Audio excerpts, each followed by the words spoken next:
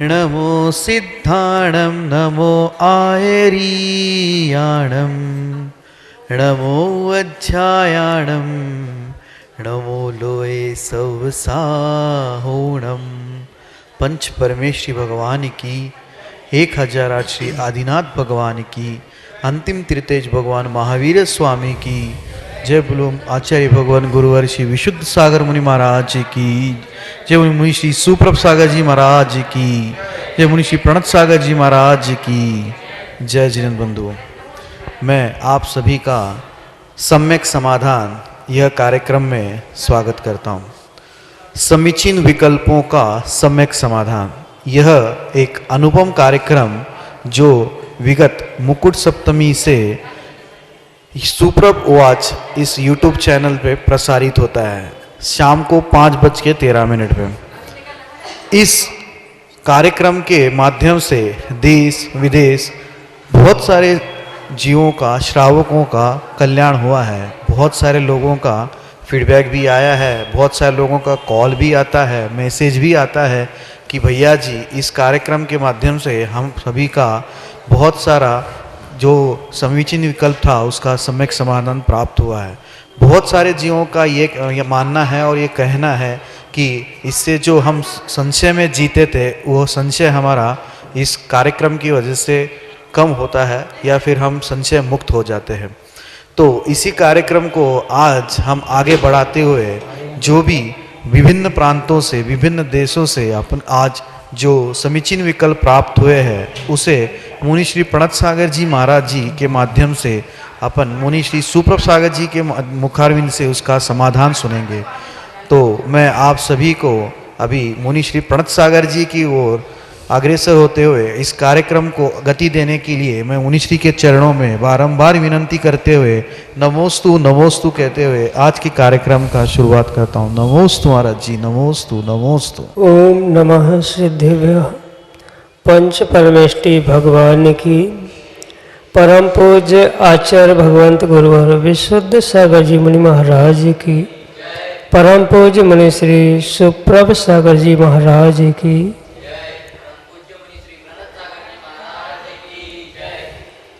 समीचीन विकल्पों का सम्यक समाधान।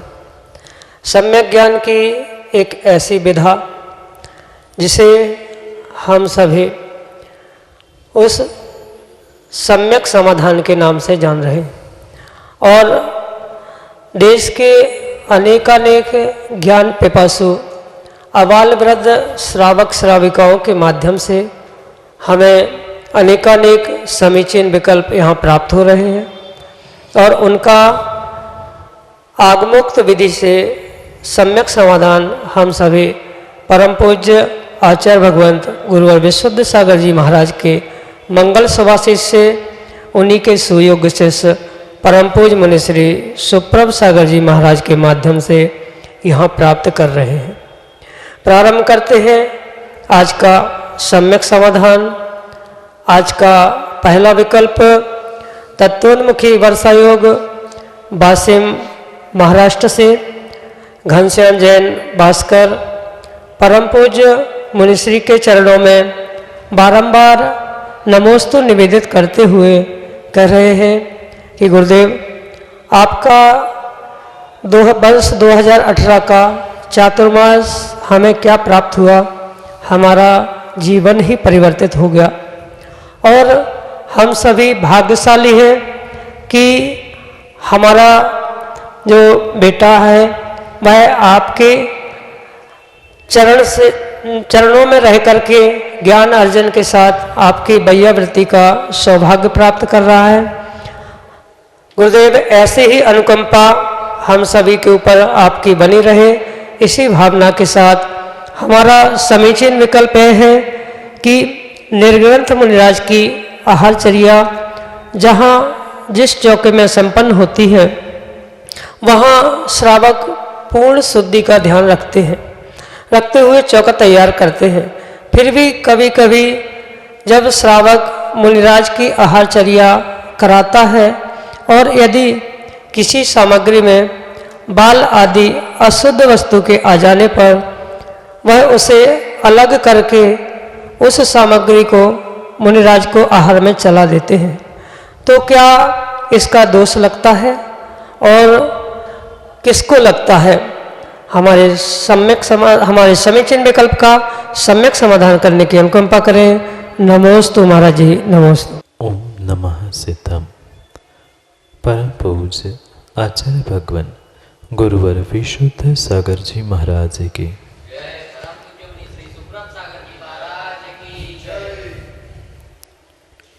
निर्ग्रंथ मुनिराजों की ऐष्णा समिति हुआ करती और ऐष्णा समिति में निर्ग्रंथ मुनिराज 46 दोषों से रहित होकर किसी निर्दोष श्रावक के यहाँ अपने आहारों को निष्पादित करते। और रही बात जो आहार करते समय उनके अंजलि या सामग्री में कोई बाल जैसी अशुद्ध वस्तु आती है, तो मल नाम के दोष के निमित्त से वह अंतराय करते। आपने जो यह विकल्प भेजा है उसका समाधान इस प्रकार से है कि भले ही आपको उस वस्तु में जब पता चल चुका है कि बाल या कोई ऐसी अशुद्ध सामग्री उसमें है, बहुत अच्छी बात है, आपको उस सामग्री को परिपूर्ण रूप से चौके से उस स्थान से हटा ही देना चाहिए। उस वस्तु को ठीक है अनजाने में पहले बार मुनिराज के अंजलि में चल गई हो, पर उसके बाद जब हमें पता चल जाए, श्रावक को ज्ञात हो जाए कि उस सामग्री में बाल आदि वस्तु है, तो उस सामग्री को परिपूर्ण रूप से अलग ही कर देना चाहिए। जो अशुद्ध वस्तु से मिश्रित सामग्री को मुनिराज के अंजलि में चलाने से मुनिराज के उन 46 दोषों में जो निर्दोष आहार में जो 46 दोष जो बताए हैं, ऐसा आहार चलाने से उनकी ऐष्णा समिति भी दोषपूर्ण हुई है। उनको तो कर्मों का आश्रय हो ही रहा है, पर साथ साथ इस बात का भी ध्यान रखना होगा, जब मुनिराज को आप आहार देते हो तब आप मन शुद्धि, वचन शुद्धि, काय शुद्धि और आहार जल शुद्ध है ऐसा कह के नवदा भक्ति पूर्वक ही आहार देते हो। जब आपको ज्ञात था कि उस सामग्री में अशुद्धि है फिर भी चला रहे हैं, तो पहली तो बात आपकी मन की शुद्धि नहीं बची थी। फिर दूसरी बात, जो आहार जल शुद्ध है आपने कहा था, उसमें आहार भी शुद्ध नहीं था। भले ही आपने कितनी ही विवेक से शुद्धिपूर्वक आहार बनाया था, पर हो सकता है कुछ असावधानी से या दाता और पात्र की पाप पुण्य के कर्म के उदय से ऐसी सामग्री में कोई अशुद्ध वस्तु पहुंची है। पर अगर आपने मन शुद्धि और आहार जल शुद्ध ही बोलकर निर्ग्रंथ के मुनिराज के हाथ पर वह अशुद्ध सामग्री रखी है, तो नियम से साधु के साथ साथ श्रावक भी दोषी है। साधु को तो उन दोषों के बारे में पता नहीं था, पर फिर भी पता नहीं होने पर भी ऐष्णा समिति साधु की होने के कारण जो श्रावकाश्रित दोष है उसका भी कर्माश्रय साधु को हुआ करता है। पर साथ साथ में यह भी ध्यान रखना कि कोई श्रावक ऐसा छल करके निर्दोषता को प्रकट नहीं कर सकता।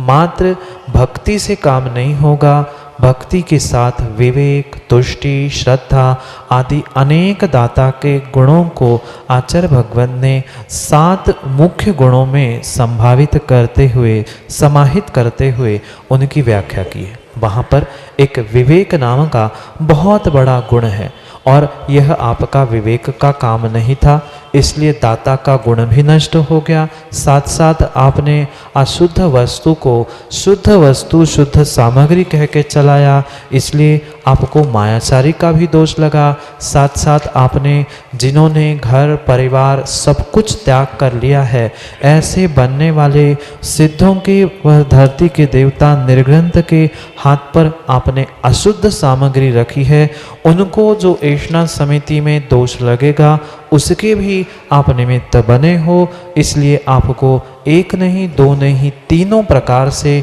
परिपूर्ण रूप से दोष लगेगा। वह जैसे साधु को दोष लग रहा है, उससे कई अधिक श्रावकों को लग रहा है। यह बात आप बहुत अच्छे से समझना। इसलिए बहुत अच्छी बात है कि आप वह सामग्री को अलग कर दें। भले ही आपके घर में चौके में और कोई अच्छी सामग्री नहीं हो, पर शुद्ध पानी, सूखी रोटी खिला देना। पर जिन्होंने घर परिवार सब माता पिता छोड़कर अपने आत्म कल्याण का मार्ग अपनाया है, उनकी अंजलि पर, भावी भगवंत के हाथ पर कभी भी अशुद्ध सामग्री भूल से भी नहीं रखना। यही आपके लिए समाधान। आदि जैन सागर मध्य प्रदेश से परम पूज्य मुनिश्री के चरणों में सपरिवार बारंबार नमोस्तु निवेदित करते हुए दर्शन की तीव्र अभिलाषा के साथ अपना समीचीन विकल्प रख रहे हैं कि महाराज जी, कोई मुनिराज मोबाइल का प्रयोग करते हैं, अपने पास रखते हैं, तो क्या इसमें उनको मिथ्यात्व का दोष लगेगा या नहीं? हमारे समीचीन विकल्प का सम्यक समाधान देने की अनुकंपा करें। नमोस्तु महाराज जी, नमोस्तु। एक 10-12 साल का बालक इतनी बड़ी बात पूछ रहा है। वास्तव में आज त्यागी व्रतियों को इस विषय में विचार करने योग्य बात है। रही बात आदि भाई आगम की परिप्रेक्ष्य में, यह परम सत्य है। आचार्य कुंद स्वामी जैसे महान आचार्य साधु की चर्या के विषय में स्पष्ट रूप से लिखते हैं कि उनके पास सुई के नोक के बराबर भी अगर अनावश्यकता से परिग्रह है, अनावश्यकता इसलिए कहा, पिछी, कमंडल और अध्ययन के लिए जिनवाणी शास्त्र, इनके अलावा जो भी भौतिकता के निमित्त से अनावश्यक रूप से ज्ञान अर्जन के लिए भी जो उन्होंने अनावश्यक सामग्री इकट्ठी करके रखी है, तिल तुस मात्र सुई के नोक के बराबर भी उनके पास अगर परिग्रह है, तो वे परिपूर्ण रूप से निगोद के ही हकदार होते हैं। ऐसा आचार्य भगवंत ने कहा है। जो मोबाइल आदि भौतिक सामग्री के विषय में आपकी प्रश्न है, वह आपने जो देखा उसे देखकर आप पूछ रहे हो, मैं समझ रहा हूँ, पर यह भी परम सत्य है कि आगम के परिप्रेक्ष्य में आचार्य भगवंतों ने किंचित भी निर्ग्रंथों को, चाहे पंचम काल हो चाहे अन्य कोई भी काल हो, उस काल में इन सामग्री को ग्रहण करने की आज्ञा नहीं दी है। पहली बात, उनके जो अपरिग्रह नाम का महाव्रत था, उसमें बहुत बड़ा दोष लगा है। और साथ साथ अगर वह जीव की, उस त्यागी की परिणति मात्र उस मोबाइल आदि या भौतिक सामग्री के प्रयोग करने में लगी है, तो नियम से वह स्व समय से हटकर पर समय में लगा है। इसलिए वह कथनचित मिथ्यात्व का भी भागी होता है। विश्वास मानना, दिखते समय हमें एक कार्य, एक साधन दिखता है, पर उसके निमित्त से अनेक दोष साधुचर्या में, त्यागी व्रतिचर्या में अवश्य ही लगते हैं। इसलिए बहुत अच्छी बात है कि वे उनका प्रयोग ना करें, पर जो जैसा है आदि हमें उसे वैसा ही स्वीकार करना होगा। क्योंकि अगर हम किसी को सुधारने का, समझाने का प्रयास करेंगे, तो हमें नियम से दुखी होना पड़ेगा। इसलिए जिसकी जैसी परिणति, हमें अगर काम बन रहा है, जम रहा है, तो हम पास पहुँचे, अन्यथा माध्यस्थ भावम विपरीत वृत्ते कह के दूर होना चाहिए। पर यह परम सत्य है। उनके अपरिग्रह नाम के महाव्रत में, उनके अहिंसा नाम के महाव्रत में, क्योंकि उस मोबाइल आदि भौतिक सामग्री से कितने सारे जीवों की विराधना होती है। वह मोबाइल के टावर के आसपास जो चिड़िया आदि का स्थान है, उनके पास पहुंचकर देखना, जब एक इंसान लंबे समय तक मोबाइल रखने से उसको कैंसर, हार्ट अटैक जैसी बीमारी हो सकती है, फिर तिर्यंचों की तो हिंसा उनके वह वरगणाओं से, सिग्नल से स्वाभाविक थी। इसलिए एक महाव्रत का घात सभी महाव्रतों का घात है। जहाँ हिंसा अहिंसा का ही विवेक नहीं बचा है, वहाँ शेष महाव्रत भी संभव नहीं है। पहला और अंतिम महाव्रत जहाँ नहीं है, वहाँ त्यागीपना महाव्रतीपना संभव नहीं है। और अपने आत्मा से समय को हटाकर पर वस्तु में लगाने से, वह परसमयी होने से कुंद कुंद स्वामी की अपेक्षा से वह निगोद का पात्र है। और साथ साथ वह अपने महाव्रतों में दोष लगाने के कारण वह परिपूर्ण रूप से उस महाव्रतों के योग्य नहीं बचा है। यह भी परम सत्य है। यह संक्षेप से आपके लिए सम्यक समाधान। अगला विकल्प ललितपुर उत्तर प्रदेश से श्रीमती सुषमा जैन, जो कि अपना समीचीन विकल्प परम पूज्य मुनिषी के समक्ष रख रहे हैं। मेरे बारंबार नमोस्तु महाराज जी, नमोस्तु नमोस्तु। कि पृथ्वी का इतने को 7 लाख, नित्य को 7 लाख, पृथ्वी का 7 लाख, जल का 7 लाख, अग्नि का 7 लाख, बृहस्पति का 10 लाख, 2 इंद्रिय 2 लाख, 3 इंद्रिय 2 लाख, 4 इंद्रिय 2 लाख, 5 इंद्रिय पशु 4 लाख, मनुष्य गति 14 लाख, देव गति 4 लाख, नरक गति 4 लाख इत्यादि 84 लाख योनियाँ हैं। तो क्या यही क्रमबद्ध पर्याय है? महाराज जी मेरे प्रश्न का समाधान करें। नमोस्तु महाराज जी, नमोस्तु। पहली तो बात, माँ आगम के परिपेक्ष में क्रमबद्ध पर्याय ऐसा शब्द किसी भी आचार्य भगवंत ने प्रयोग नहीं किया। जहाँ आचार्य भगवंत पर्याय का व्याख्यान करते हैं, वहाँ वे परिपूर्ण रूप से क्रमनियत, क्रमवर्ती और क्रमभावी इन 3 शब्दों का ही प्रयोग पर्याय के विशेषण रूप में कहते। आज वर्तमान में कुछ विद्वानों के द्वारा इस पर्याय को क्रमबद्ध प्रूफ करने का या साबित करने का प्रयास चल रहा है। जो शब्द आगम में नहीं है, उस शब्द के पीछे हम क्यों लड़ाई करें? अगर वह शब्द आचार्य भगवंतों को स्वीकार होता ही, तो क्या आचार्य भगवंत के पास ज्ञान क्षयोक्षम की कमी थी कि उनने क्रमबद्ध का प्रयोग ना करके अन्य 3 शब्दों का प्रयोग क्यों किया? इसलिए ये पहला निर्णय तो हमें ये करना होगा कि आगम में आचार्यों ने कहीं भी किसी भी प्रकार से पर्यायों की क्रमबद्धता स्वीकार नहीं की है। जो वर्तमान में ये कहा जाता है कि इसके बाद ये होना तय ही था, निश्चित ही था, वह मात्र केवली के ज्ञान में निश्चित होने से हमारी पर्यायबद्धता को प्राप्त नहीं हो सकती।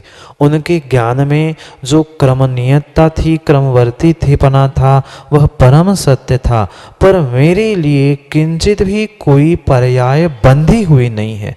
ना हम अपनी पर्याय को भगवान के केवल ज्ञान से बांधने का प्रयास कर, न केवली का ज्ञान हमसे बंधा है, न हमारी पर्याय केवली के ज्ञान से बंधी है। इसलिए वह जो क्रमबद्ध शब्द है, वह आगम से बाह्य होने से उसके विषय में हमें बहुत विचार करके यही निर्णय करना होगा कि आगम में क्रमबद्ध पर्याय नहीं है, इसलिए उस पर हमें विचार ही नहीं करना।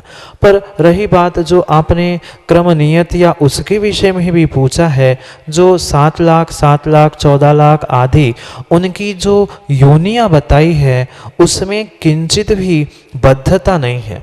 जैसे कोई जीव किसी एक बार मनुष्य पर्याय को प्राप्त कर लिया तो जरूरी नहीं है कि उसे उसके बाद लगातार 14 लाख मनुष्यों की योनियों को भोगना पड़ेगा।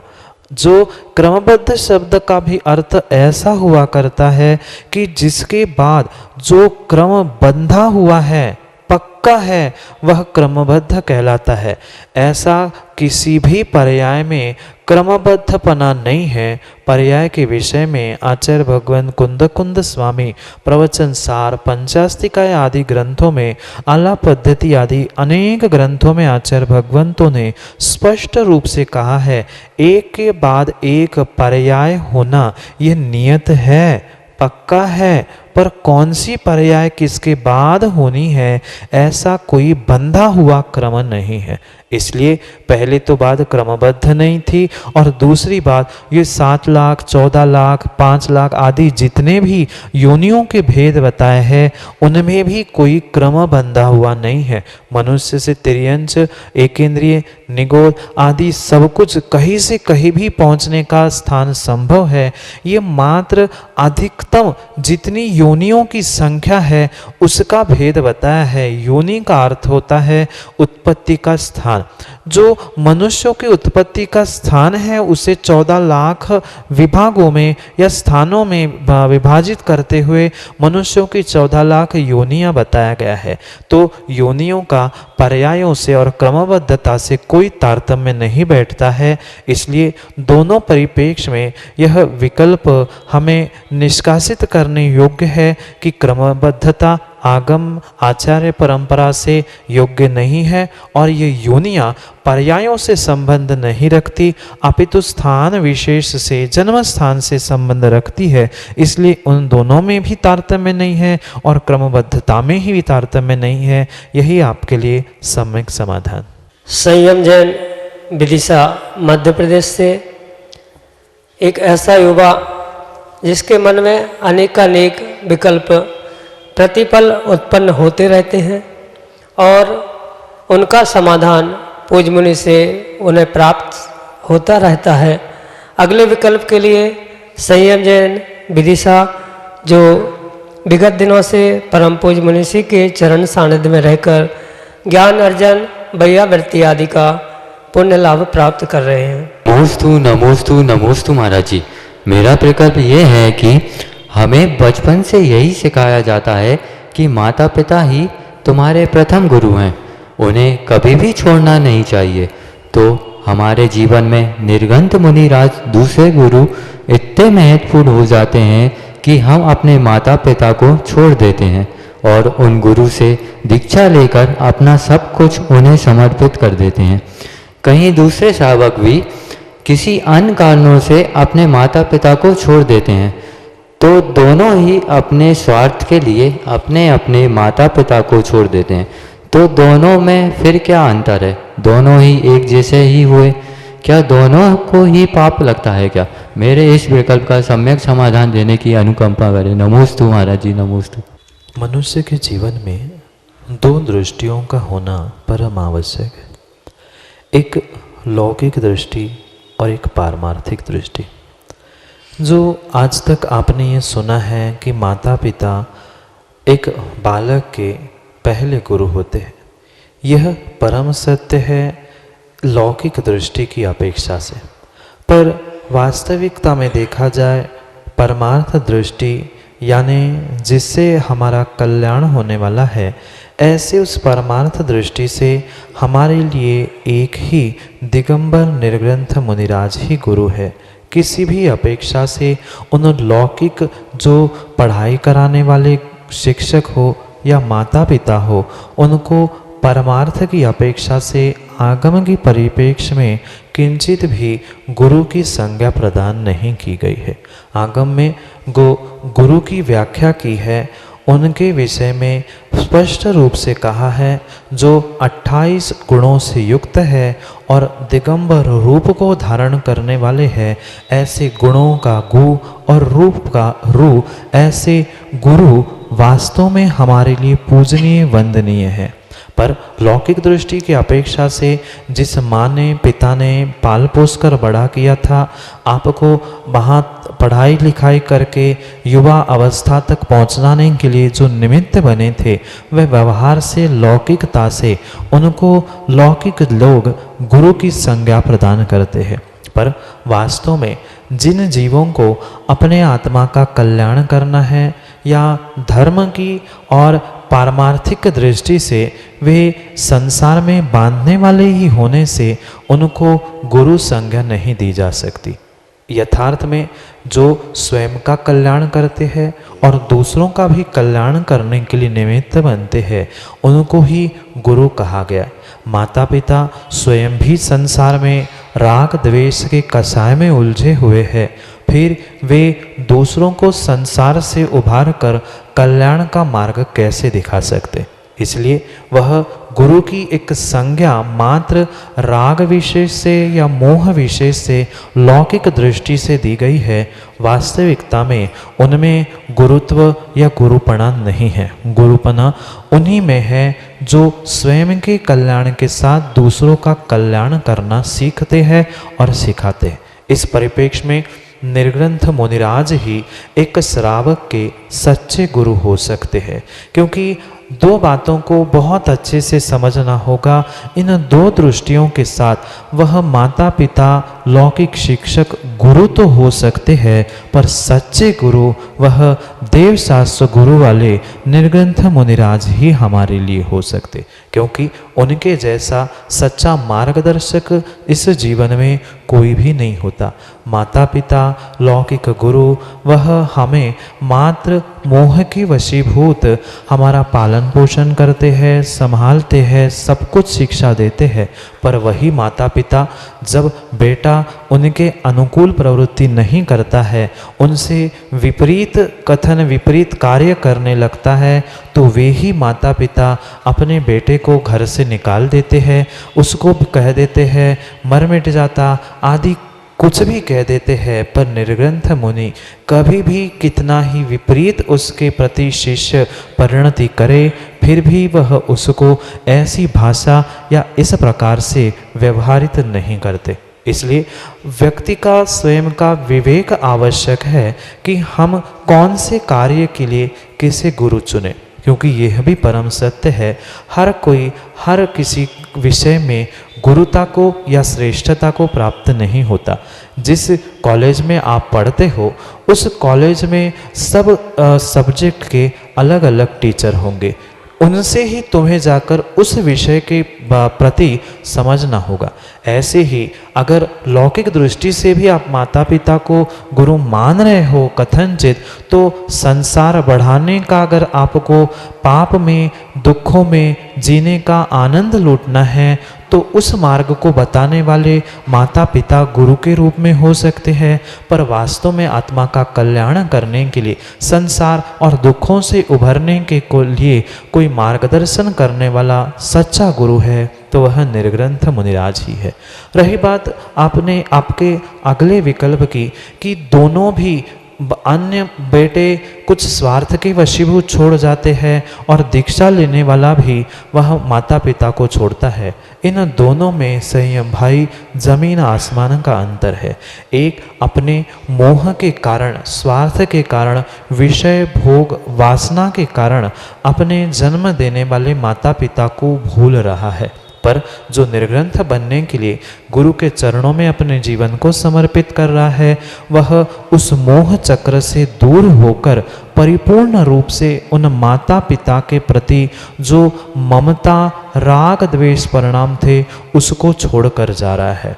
जो अन्य कार्यों के लिए विषय भोगों के लिए माता पिताओं को छोड़ रहा है, वह परिपूर्ण रूप से कहीं ना कहीं द्वेष से ग्रसित है, इसलिए उनको छोड़ के जा रहा है। पर जो दीक्षा लेने के लिए माता पिता से दूर होकर निर्ग्रंथ के चरणों में जा रहा है, वह न राग से न द्वेष से न किसी भी प्रकार से मोह से परिणत होते जा रहा है। वहाँ अगर माता पिता को दुख भी हो रहा है तो मात्र माता पिता के स्वयं के मोह के वशीभूत होता है। ये परम सत्य समझना। कोई बेटा कोई संतान लाखों करोड़ों कमाने के लिए 7 समुद्र पार भी जाए, सालों साल 10-10 साल भी नहीं लौट के आए, तो भी माता पिता खुश होते हैं।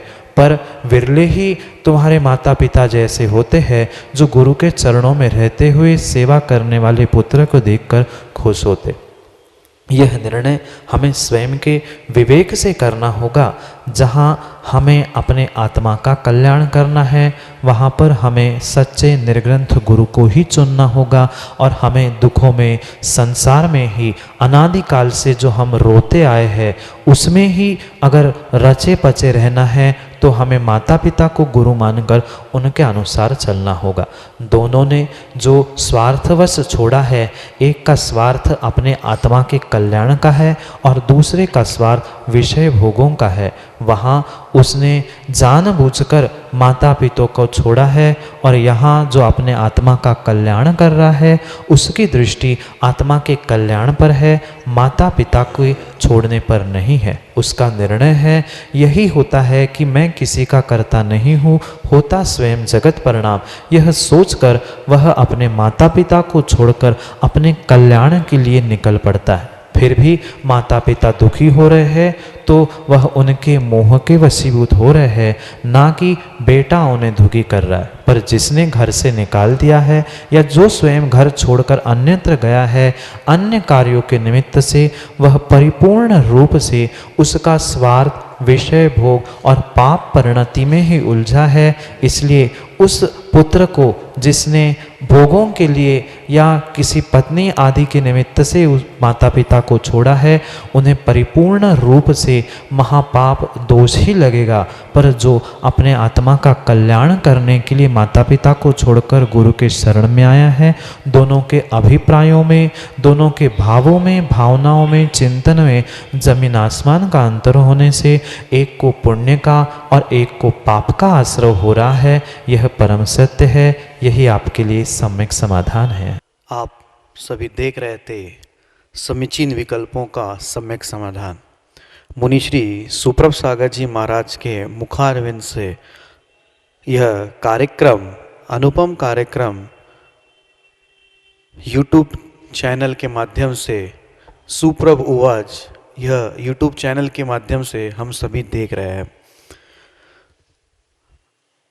देश विदेश हर जगह से समीचीन विकल्प प्राप्त हो रहे हैं।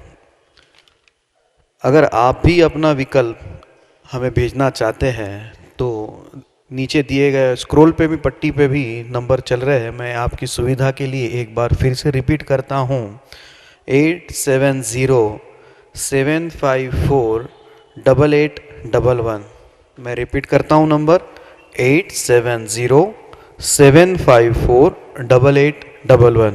एक अन्य नंबर भी है 7415306441। मैं नंबर दोबारा रिपीट करता हूँ 7415306441। हमारा ईमेल आईडी भी है samyak.samadhan@gmail.com। इस ईमेल आईडी पे भी आप वॉइस मैसेज या ऑडियो मैसेज या टेक्स्ट मैसेज या व्हाट्सएप पे ऑडियो मैसेज, टेक्स्ट मैसेज या वीडियो मैसेज भी भेज सकते हैं। हम इसे मुनिश्री के चरणों में रख के आपके समीचीन विकल्पों का सम्यक समाधान प्राप्त करेंगे। और मैं आपको एक बार और याद दिलाना चाहता हूँ कि यूट्यूब चैनल सुप्रभ उवाच को आप सब्सक्राइब करिए ज़रूर, और बेल आइकन को भी दबाइए ताकि आपको जब भी नया वीडियो अपलोड होगा तो उसका नोटिफिकेशन भी मिलेगा। मैं इसी भावना के साथ मुनिश्री के चरणों में नमोस्तु कहते हुए आज के कार्यक्रम को विराम देता हूँ। नमोस्तु नमोस्तु नमोस्तु महाराज जी। जय जिनेन्द्र बंधुओं।